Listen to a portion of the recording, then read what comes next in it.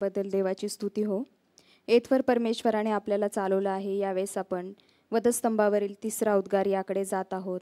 वधस्तंभावरील तिसरा उद्गार योहान याचा 19वा अध्याय वचन 26 व 27. मग येशूने आपल्या आईला व ज्या शिष्यावर त्याची प्रीती होती त्याला जवळ उभे राहिलेले पाहून आईला म्हटले, बाई, पहा हा तुझा मुलगा. मग त्याने त्या शिष्याला म्हटले, पहा ही तुझी आई. आणि त्या वेळेपासून त्या शिष्याने तिला आपल्या घरी ठेवून घेतले. प्रियांनो, हा वात्सल्य व ममतेचा उद्गार आपण पाहत आहोत. वधस्तंभावरील प्रचंड वेदना व दुःख भोगीत असताना देखील प्रभू येशू आपल्या आईला विसरलेला नाही. जगातील आपले नातेसंबंध कसे असावेत, आपण एकमेकांबरोबर कसे वागले पाहिजे, आपल्या कुटुंबाची काळजी व जबाबदारी आपण कशा पद्धतीने पार पाडावी याचे उत्तम उदाहरण प्रभू येशू आपल्यासमोर ठेवत आहे. या उद्गाराविषयी देवाच्या वचनातून अधिक मार्गदर्शन करण्यासाठी सिस्टर उर्मिला मकासरे यांनी पुढे यावं अशी मी त्यांना विनंती करते.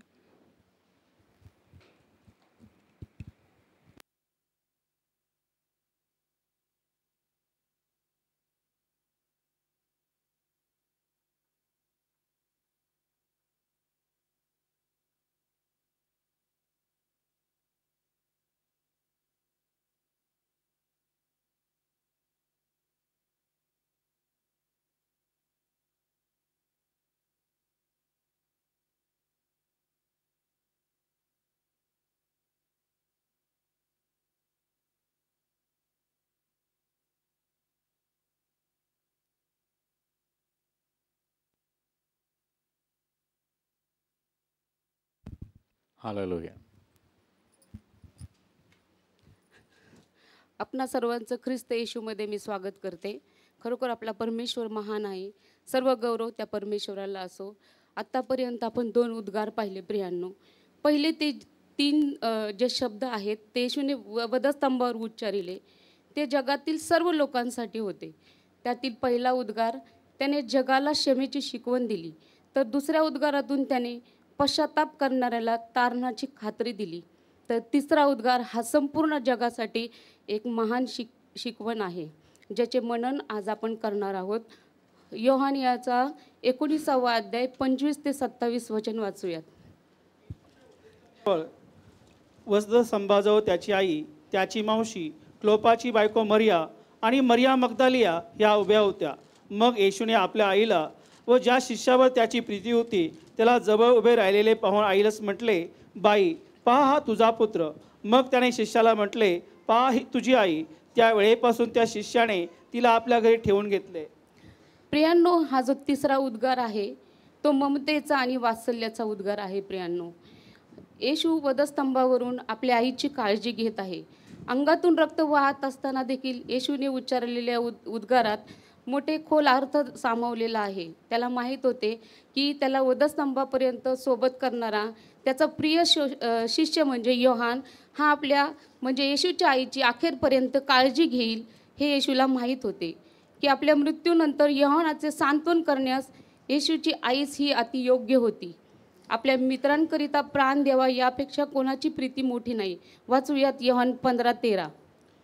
आपल्या मित्रांकरिता आपला प्राण द्यावा यापेक्षा कोणाची प्रीती मोठी नाही. आमेन. त्याने वधस्तंभावर उच्चारलेल्या या उद्गाराचा आपण विचार किंवा मनन करीत असताना त्याची प्रीती किती महान होती हे समजून येते.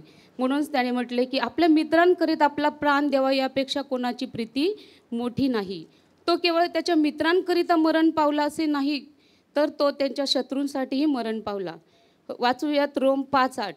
परंतु देव आपल्यावरच्या स्वप्रेमाचे प्रमाण हे देतो की आपण पापी असता ख्रिस्त आपणासाठी मरण पावला. आमेन. आपण पापी असतानाच ख्रिस्त आपणासाठी मरण पावला. मला असे वाटते की जेव्हा येशूने वधस्तंभावरून हे उद्गार काढले तेव्हा परमेश्वराची प्रत्येक कुटुंबाबद्दलची महान योजना येशूच्या मनात होती. उत्पत्तीत कुटुंब हा परमेश्वराचा मूलभूत घटक आहे. कुटुंब ही परमेश्वराची सार्वकालिक कल्पना आहे. मंडळीला कुटुंब म्हटले आहे. स्वर्गात देखील परमेश्वर या कुटुंबाप्रमुखाखाली आपण सर्वजण एका कुटुंबाचे घटक असणार आहोत. त्याचा पुत्र हा वर आणि त्याची मंडळी ही त्याची वधू आहे. आणि त्याचा पवित्र आत्मा हा आमचा सहाय्यकर्ता आहे. कुटुंबातील एका सदस्याचे तारण झाले तर त्या संपूर्ण कुटुंबाचे तारण करण्यात परमेश्वराला आनंद आहे, असे संपूर्ण पवित्र शास्त्रातून आपल्याला आढळून येते. देवाने नोहा व त्याचे कुटुंब वाचवले. न्यायाच्या वेळी परमेश्वराने राहाब आणि तिचे कुटुंब वाचवले. जकर्याच्या घरी येताच येशू ख्रिस्ताने जाहीर केले की आज या घराला तारण प्राप्त झाले आहे. कुटुंब ही त्याची पहिली मंडळी आहे. तेव्हा परमेश्वर कुटुंबाच्या बाबतीत हे सर्व कृती करेल. ते वाचूयात आपण प्रेषितांची कृत्य 16वा अध्याय आणि 31वे वचन. ते म्हणाले, प्रभू येशूवर विश्वास ठेव, म्हणजे तुझे व तुझ्या घराण्याचे तारण होईल. तुझे व तुझ्या घराण्याचे तारण होईल. पुढे वाचूयात योहान याचा 19वा अध्याय आणि 25 ते 27 वचन वाचूयात. येशूच्या वधस्तंभाजवळ त्याची आई, त्याची मावशी, क्लोपाची बायको मरिया आणि मरिया मगदलिया उभ्या होत्या.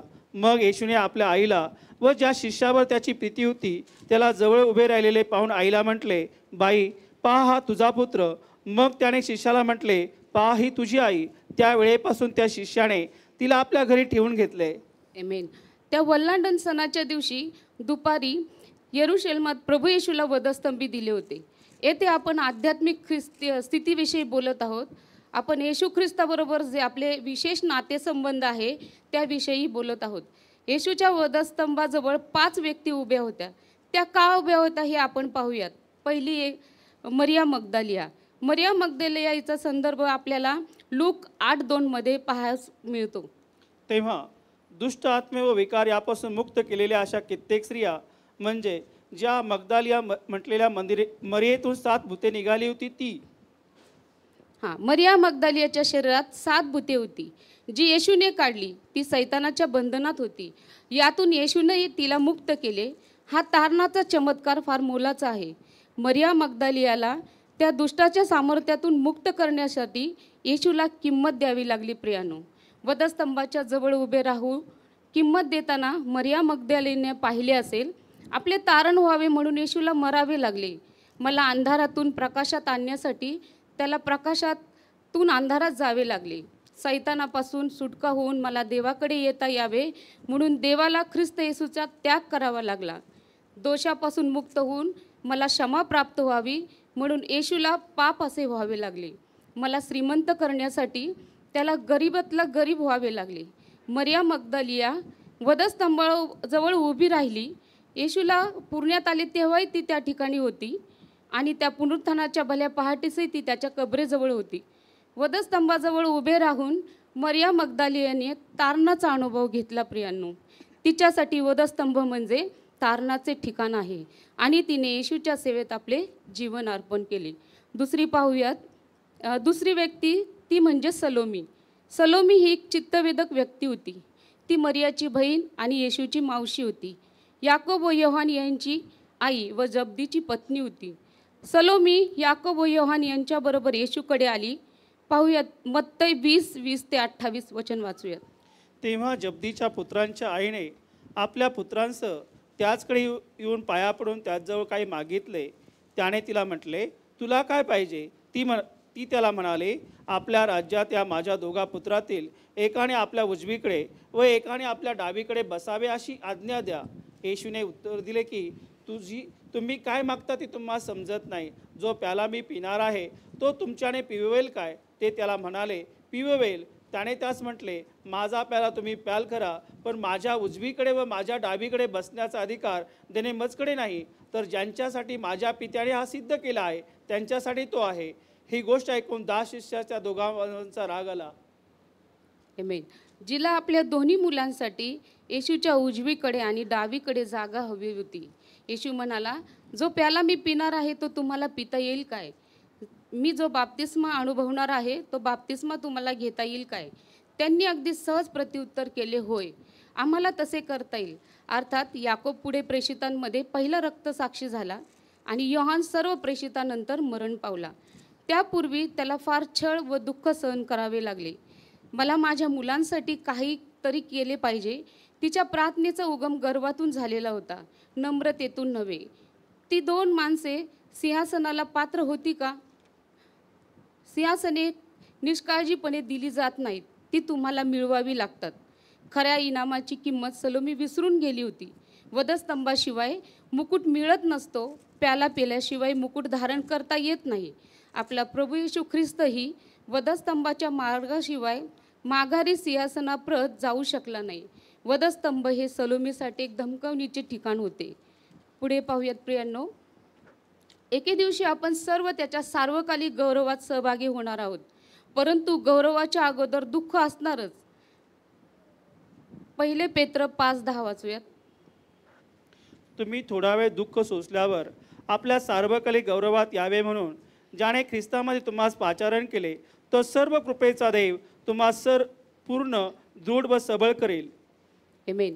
आपल्या सार्वकालिक गौरवात यावे म्हणून ज्याने ख्रिस्तामध्ये तुम्हास पाचारण केले, तर सर्व कृपेचा देव तुम्ही थोडा वेळ दुःख सोसल्यावर स्वतः तुम्हास पूर्ण दृढ व सबळ करील. कदाचित आपण वधस्तंभाजवळ उभे असताना देव आपल्या स्वार्थीपणाला, गर्वाला आणि दुःखाशिवाय गौरवाची अपेक्षा करणाऱ्याला धमकावीत असेल. पुढे तिसरे पाहूयात. क्लोपाची पत्नी मरिया, याकोब व योसेफ यांची आई, ही सुद्धा येशूच्या सेवेत होती. तिचं जर आपण पाहिलं तर मार्क 15:40 तिचा रेफरन्स आलेला आहे. पहा, काही स्त्रिया दुरून पाहत होत्या, त्यात मगदलिया मरिया, धाकटा योसे यांची आई मरिया व सलोमया ह्या होत्या. या ठिकाणी ही जी मरिया होती ती उपस्थित होती. चौथं पाहूयात. येशूची आई मरिया, येशूची जगिक माता, जी पवित्र आत्म्यापासून गर्भवती झाली. परमेश्वराच्या दूताने तिला गर्भवती होणार असल्याची बातमी दिली, तेव्हा परमेश्वराच्या इच्छेप्रमाणे होय हे तिचे शब्द होते. परमेश्वरावरील तिचा दृढ विश्वास प्रगट करतात. कुमारी गर्भवती होते तेव्हा समाजात मिळणारी तिला लज्जास्पद वागणूक, अप्रतिष्ठा आपणा सर्वांना हे माहीत आहे. अशा प्रकारे लज्जित होण्याची वेळ मरियेवरही आली, परंतु ती घाबरली नाही. प्रियांनो, देवाच्या पुत्राला जन्म देण्यासाठी ती तयार झाली. त्यानंतर तिचा संघर्षमय प्रवास सुरू झाला. 9 महिन्याची गर्भवती असताना तिला नासरेत ते बेथलेहमपर्यंतचा प्रवास करावा लागला. राहण्यासाठी कोठेही जागा नव्हती, तेव्हा त्यांना गायीच्या गोठ्यात राहावे लागले. येशू हा परमेश्वराचा पुत्र हे माहीत असूनही तिने त्याचवर माया केली. आपल्या पुत्राला वधस्तंभावर खिळलेले पाहत असताना त्या मातेचे मन किती भयानक वेदनेने घायाळ झाले असेल, तिच्या हृदयाला किती यातना झाल्या असतील, पण तरीही ती शांत निशब्द अशी त्या वधस्तंभाजवळ उभी होती. मरिया आपल्या योहानाच्या शुभवर्तमानामध्ये सुरुवातीला आणि शेवटी आढळते. ही अद्भुत गोष्ट आहे. योहान 2 आणि योहान 19 या अध्यायात ती आढळते, परंतु या दोन्ही घटना परस्पर विरोधी आहेत. योहान 2 मरिया लग्न घरी आहे आणि मेजवानीचा ती आनंद उपभोगीत आहे. योहान 19 ती प्रेतक्रियेच्या दुःखात सामील झालेली होती. योहान 2 येशू ख्रिस्ताने आपले सामर्थ्य प्रदर्शित केले. त्याने पाण्याचा द्राक्षरस करून त्याचे गौरव प्रगट केले. परंतु योहान 19 आपला प्रभू येशू ख्रिस्त अशक्त आणि लज्जास्पद अवस्थेत मरण पावला. त्याने त्याच्या सामर्थ्याचा उपयोग करून स्वतःची सुटकाही करून घेतली असती, परंतु जर त्याने तसे केले असते तर त्याला आपल्या तारणाचे कार्य साध्य करता आले नसते. प्रियांनो, तो स्वतःचे तारण करण्यासाठी नाही तर आपले तारण करण्यासाठी आला होता. योहान 2 या अध्यायामध्ये मरिया बोलत आहे, परंतु योहान 19 ती स्तब्ध आहे असे आपणास दिसते. तिची स्तब्धता चित्तवेधक आहे. खरे पाहिले असता ती फार महत्त्वपूर्ण आहे. योहान 2 तिने काहीतरी बोलावे याची आपण अपेक्षा करतो. त्यांचा द्राक्षरस संपलेला होता आणि येशूच्या काळात सामाजिकदृष्ट्या हे लाजिरवाणे होते. म्हणून मरिया येशूकडे येऊन म्हणाली, त्यांचा द्राक्षरस संपला आहे. तेव्हा त्याने त्याच्या दयाळू आणि प्रेमळ अंतकरणाने त्यांची ती गरज भागवली. परंतु 19 मरिया स्तब्ध होती. जर कोणी ख्रिस्ताला वधस्तंभापासून सोडू शकली असती तर ती म्हणजे त्याची आई मरिया. मरियाला एवढेच करावे लागले असते, तिला रोमी शिपायाकडे जाऊन म्हणावे लागले असते की मी त्याची आई आहे आणि मी त्याला दुसऱ्या कोणापेक्षाही चांगल्या रीतीने समजू शकते. तो जो काही सांगतो ते खरे नाही, म्हणून तुम्ही त्याला सोडून द्या. ह्याप्रमाणे मरियाने जर साक्ष दिली असती तर तिने प्रभू येशूला वाचवले असते. परंतु ती स्तब्ध राहिली, ती शांत राहिली. याचे कारण तुम्हाला माहीत आहे का? कारण ती लबाडी करू शकत नव्हती. ती त्या वधस्तंभाजवळ उभी असताना तिची स्तब्धता येशू ख्रिस्त हाच देवाचा पुत्र आहे याची साक्ष ती होती. जर स्वतःच्या मुलाला कोणी समजू शकत असेल तर ती खात्रीने त्याची आईच. तिची ही स्तब्धता, येशू ख्रिस्त ज्याची आपण आराधना करतो तो देव आहे, मानवी देह धारण करून आलेला देवाचा तो पुत्र आहे, याची ती साक्ष आहे. वधस्तंभाजवळ स्तब्ध उभी असताना मरियेला खचितच शिमोन संदेष्टाचे ते शब्द आठवत असतील, जो ते येशूच्या मंदिरात समर्पणाच्या वेळेस बोलला होता. लूक 2:35.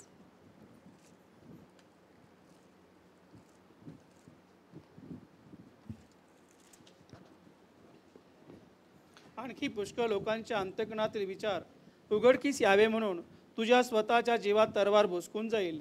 आमेन. वधस्तंभावर तो मरण पावल्यामुळे मरियेला दुःख सहन करावे लागले होते. तसेच तो ज्या प्रकारे मरण पावला त्यामुळेही तिला दुःख सहन करावे लागले, कारण तो वधस्तंभावर गुन्हेगारात गणला गेला. तो ज्या ठिकाणी मरण पावला म्हणजे सार्वजनिक ठिकाणी, त्यामुळेही तिला दुःख सोसावे लागले. तेथे सर्व प्रकारचे लोक ये जा करीत होते. तेथे असलेला लोकसमुदाय किंवा जनसमुदाय विविध भाषक असल्यामुळे पिलाताने वधस्तंभावर टांगलेला लेख 3 वेगवेगळ्या भाषात लिहिलेला होता. आपला प्रभू येशू ख्रिस्त कोठेतरी काण्याकोपऱ्यात वधस्तंभावर टांगलेला नव्हता. खुल्या, सार्वजनिक आणि लज्जास्पद रीतीने त्याला वधस्तंभावर देण्यात आले होते आणि तेथे मरिया उभी होती. जीवामधून तलवार भसकून जात असल्याचे तिला जाणवत होते, परंतु येशूने तिच्याकडे पाहिले आणि त्याच्या तिच्यावरील प्रीतीची त्याने तिला खात्री दिली. तो नेहमी असेच करीत असतो. प्रियांनो, तुम्ही स्वतः कदाचित कल्वरीच्या अनुभवातून जात असाल, कदाचित तुम्ही जवळ उभे असाल आणि घडलेल्या काही गोष्टीमुळे तुम्हाला अतोनात दुःख होत असेल, पण प्रभू येशू ख्रिस्त तुमच्यावरील त्याच्या प्रीतीची नेहमीच खात्री देतो, हे तुम्ही जाणून घ्यावे. तो तिला म्हणाला, बाई. आदरार्थी संबोधन त्याने केले. पहा, हा तुझा मुलगा. योहान 19:26. तो योहानाविषयी बोलत होता. नंतर तो योहानाला म्हणाला, पहा, ही तुझी आई. योहान 19:27. तो काय करीत होता तर तो एक नवीन नातेसंबंध प्रस्थापित करीत होता. तो मरियेला म्हणत होता, मी स्वर्गाकडे पुन्हा जाणार आहे, त्यामुळे तुझ्या व माझ्यामध्ये आता संपूर्णपणे नवीन नातेसंबंध प्रस्थापित व्हायला हवेत. परंतु तलवार भोसकल्यामुळे तुझे अंतःकरण खोलवर भग्न झालेले आहे. तुला शांती मिळावी, तुझे अंतःकरण बरे व्हावे म्हणून योहानाला तुझ्यासाठी देत आहे. त्याने आपला आवडता शिष्य मरियेला तिचा पुत्र म्हणून देऊन त्याच्या तिच्यावर असलेल्या प्रीतीचं तिला खात्री पटवून दिली. प्रभू येशूला तिचे दुःख जाणवले, तिचे एकाकीपण त्याला माहीत होते आणि त्याने त्याचा आवडता शिष्य तिला दिला. मी एका ठिकाणी वाचले की सर्वात मोठे मृत्यूपत्र 4 मोठ्या ग्रंथामध्ये लिहिलेले आहे. त्यामध्ये एकंदर 95,940 शब्द आहेत. सर्वात छोटेसे मृत्यूपत्र ग्रेट ब्रिटनमध्ये लिहिलेले आहे आणि त्यामध्ये केवळ 2च शब्द आहेत, सर्व काही आईसाठी. येशूजवळ इतरांना देण्यासाठी प्रियांनो काही जगिक मालमत्ता नव्हती. त्याच्या उरल्या सुरल्या झग्यासाठी ही शिपायांनी चिठ्ठ्या टाकल्या आणि तो त्यांनी नेला. तो मरियेला काही देऊ शकत होता, त्याने मरियेला योहान दिला. प्रियांनो, त्या घटकेपासून योहानाने तिला आपल्या घरी नेले. योहान 19:27. मरियासाठी वधस्तंभ हे बक्षीस मिळवण्याचे ठिकाण होते. जे दुःख सहन करतात त्यांना शेवटी देव बक्षीस देतो. 5. योहान. येशूच्या वधस्तंभाजवळ योहान, जो येशूचा प्रिय शिष्य होता, तो देखील तेथे होता. तो नेहमी येशू सोबत असे. शेवटच्या प्रभुभोजन समयी तो येशूच्या उराजवळ होता. योहान 13:23 वाचूयात. तेव्हा ज्याच्यावर येशूची प्रीती होती असा त्याच्या शिष्यातील एक जण येशूच्या उराशी टेकलेला होता. आमेन. प्रीती ही नेहमी हृदयाच्या जवळ असते. योहानाच्या शुभवर्तमानात त्यांनी येशूच्या सेवेचे वर्णन केलेले आहे. योहानाने त्याच्या 3 पत्रात येशूच्या प्रीतीची अमूल्य शिकवण दिली आहे. हा प्रीतीचा पाठ तो येशूकडून शिकला. प्रियांनो, त्यावेळच्या परिस्थितीचा जर विचार केला तर त्यावेळेस रोमी साम्राज्य होते. वधस्तंभाजवळ रोमी शिपाई होते ज्यांनी येशूची थट्टा निंदा केली. शास्त्री व परुषी जे येशूच्या विरोधात होते. आपल्यालाही वधस्तंभावरील शिक्षेस सामोरे जावे लागेल की काय या भीतीने योहान त्याला सोडून पळून गेला होता. इतर सर्व शिष्यांनीही तसेच केले होते. मेंढपाळाला मारले होते आणि मेंढरांची दाणादाण झाली होती. परंतु योहान पुन्हा वधस्तंभाजवळ आला होता. त्याची पुनर्स्थापना करण्यात आली व त्याला क्षमा करण्यात आली. योहान 1:1-9 वाचूयात. जर आपण स्वतःची पापे पदरी घेतो तर तो विश्वासू व न्यायी आहे, म्हणून आपल्या पापांची क्षमा करेल व आपल्याला सर्व अधर्मापासून शुद्ध करेल. आमेन. म्हणून तो आपल्याला सर्व अधर्मापासून शुद्ध करेल. आपल्यालाही चौकशीला सामोरे जावे लागेल अशी भीती या 5 जणांच्या मनात आली नसेल काय? 1 Corinthians 13:8 वाचूयात. प्रीती कधी खचित नाही. संदेश असले तरी ते रद्द होतील, भाषा असल्या तरी त्या समाप्त होतील आणि विद्या असली तरी ती रद्द होईल. प्रीती कधी अंतर देत नाही प्रियांनो. रोम 8:35 वाचूयात. ख्रिस्ताच्या प्रीतीपासून आपल्याला कोण विभक्त करेल? क्लेश, आपत्ती, छळणूक, उपासमार, नग्नता, संकट किंवा तरवार ही वेगळी करतील काय? आमेन. ख्रिस्ताच्या प्रीतीपासून आपल्याला कोण विभक्त करेल? क्लेश, आपत्ती, छळवणूक, उपासमार, नग्नता, संकट किंवा तलवार ही विभक्त करतील काय? कधीच नाही प्रियांनो. या सर्वाची येशूवर प्रीती होती, म्हणून ते वधस्तंभाजवळ उभे होते. येशूने तर संपूर्ण जगावर प्रीती केली आणि स्वतःला जगाच्या पापाचे शालन करण्यासाठी वधस्तंभावर समर्पित केले. योहान 19:26 मध्ये योहान वधस्तंभाजवळ उभा होता असे आपल्याला समजते किंवा दिसते. वरच्या खोलीमध्ये खाजगी रीतीने येशूच्या उराशी टेकून राहणे आणि सार्वजनिकरित्या वधस्तंभाजवळ उभे राहणे यामध्ये फरक आहे. परंतु प्रीती नेहमीच बाजूला उभी राहून सहन करण्यास तयार असते. योहान 20:2 वाचूयात. यास्तव शिमोन पेत्र व ज्याच्यावर येशूची प्रीती होती असा दुसरा शिष्य यांच्याकडे धावत येऊन त्यास म्हणाले, त्यांनी प्रभूला कबरेतून नेले व त्याला कुठे ठेवले हे आम्हास ठाऊक नाही. आमेन. हे वचन सांगते की योहान कबरेकडे धावत गेला. त्याने येशूला ओळखले आणि तो म्हणाला, प्रभू आहे. योहान 21:7 मध्ये पाहूयात. योहान 21:7. यावरून ज्या शिष्यावर येशूची प्रीती होती तो पेत्राला म्हणाला, प्रभू आहे, प्रभू आहे. हे ऐकून शिमोन पेत्राने अंगरखा घालून तो कमरेला गुंडाळीला, कारण तो उघडा होता, आणि समुद्रात उडी टाकली. प्रीती ही नेहमी प्रियकरास ओळखते प्रियांनो. नंतर प्रीती अनुसरली. योहान 21 आणि 21:22 मध्ये येशू म्हणाला, माझ्या मागे ये, आणि योहान प्रभू येशूच्या मागे जाऊ लागला. नंतर प्रीतीने साक्ष दिली. योहान 21:24.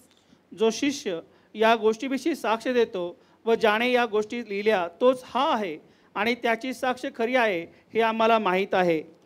जो योहान या गोष्टीविषयी साक्ष देतो व ज्याने ह्या गोष्टी लिहिल्या तोच हा शिष्य आहे आणि त्याची साक्ष खरी आहे हे आम्हाला माहीत आहे.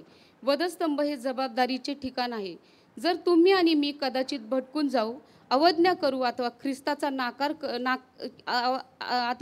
ख्रिस्ताला नाकारू, परंतु आपण परत येऊ शकतो प्रियांनो. योहान वधस्तंभाकडे परत आला. कोणत्याही परिस्थितीत मातापित्यांची काळजी घेण्याची शिकवण प्रभूने आपल्याला दिली आहे. प्रीती आपल्याला सर्वांची काळजी घेण्याची आणि कर्तव्य पालनाची शिकवण देते.